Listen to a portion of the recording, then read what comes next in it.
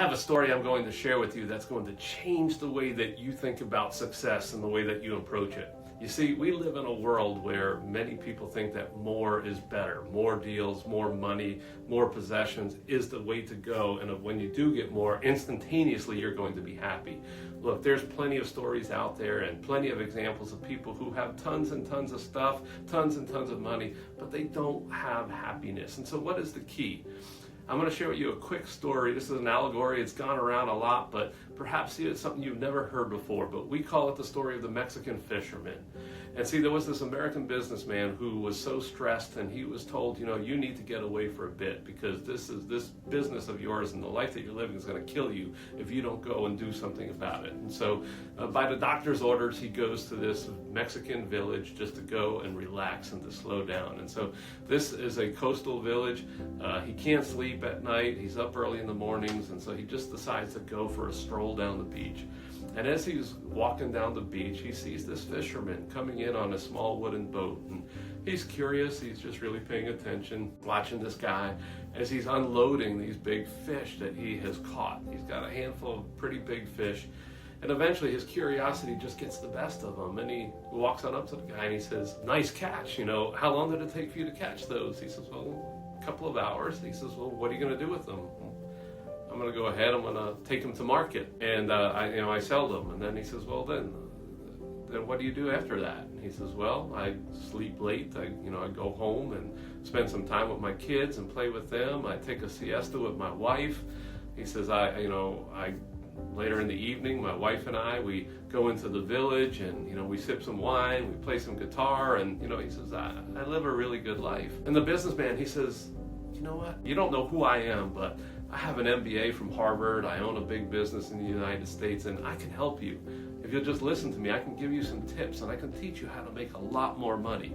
And he said, "If you would just stay out there for a few more hours, you're coming in here pretty early, but if you'd stay out there for a few more hours, you can catch more fish. And if you catch more fish, you can make more money." And he says, "Well, okay, then what? What do I do?" He says, "Well, with the extra money that you're making, you could buy yourself a bigger boat. And with a bigger boat, you could hire some people to come work for you, and you can go out there and you can catch even more fish.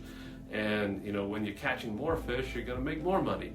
And then he says, "Okay, then what?" He said, "Well, then you buy more boats. And after you buy more boats, you're going to sit here, you're going to make more money, and you just hire people to run those boats for you. And eventually you might not have to be going out on the boats yourself." And he said, "Well, then what do I do?" He said, "Well, you stop taking it to the market and selling it to the middleman. You take all that fish that you're catching, and now you go directly to the processor and you sell it straight to them." The fisherman, he's thinking, he's like, "Okay, then what?" And he said, "Well, eventually, you can consider moving to New York or Mexico City, and you could, run your enterprise from there because, this thing is just going to keep on getting bigger. And you can even consider opening up your own cannery and doing all the processing yourself, controlling the entire process, and then you're going to make a lot of money." And then he says, "All right, but Senor, how long is that going to take for me to do all of that?" He said, "Probably 15 to 20 years, and you'll build up to that. You'll get to that point, you'll be making all kinds of money." He said, "Well, then what?" And then now the businessman, he gets, "Well, this is where I really come in. This is the exciting part. At this point, you can either take your company public, or you could sell it to somebody else for millions of dollars." The fisherman, he says, "Millions of dollars? That would be awesome. What do I do with that then?" He says, "Well, that's the best part of all.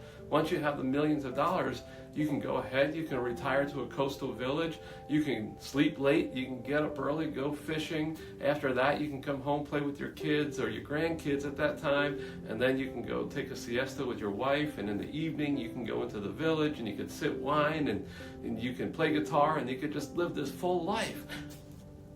And that's when the fisherman said, "But Senor, I already do that. That's the life that I already live." And the fisherman in that moment was humble because he realized that the thing that he is striving for, the thing that he wants so badly, wasn't really that hard to get. This fisherman already had what he was working so hard to achieve. The businessman's plan was to work hard for many decades in hopes that one day he could live the life that the simple fisherman lived. He wanted to be able to have the joy, the contentment, and the freedom that the fisherman had. And all too often, that is the path that so many people, especially here in the United States, that we take. We work hard for decades in hopes that one day we can have the freedom that the fisherman in the story has.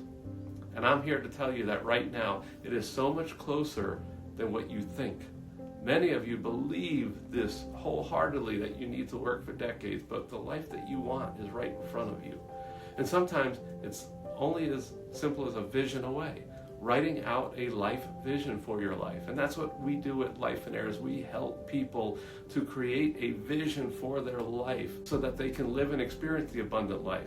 See, if it's an abundant life that you want, if you're not pursuing that, you're not going to get it. All too often, what we're told in the United States is to pursue money and success. And then we assume that life will just happen. Abundant life will just come. Many of us end up getting money. Many of us end up building a business that successfully transacts and brings in a lot of money, but life doesn't always come with that. If you desire to live and experience an abundant life, you have to intentionally pursue that abundant life, and it starts out with developing a vision. With that vision in hand, you can design the right business to live and experience the life that you want to live. Design a business that serves the life that you want. Don't sacrifice and give your life to the business in hopes that one day the business gives it back. You can do it right from today. Want to learn more? Join me over at stevecook.com. Become a part of our community. I am there to help you. There's no cost to join the community. I'll give you free gifts, and I am there to help you and coach you along the way. See you in the community. Have a blessed day.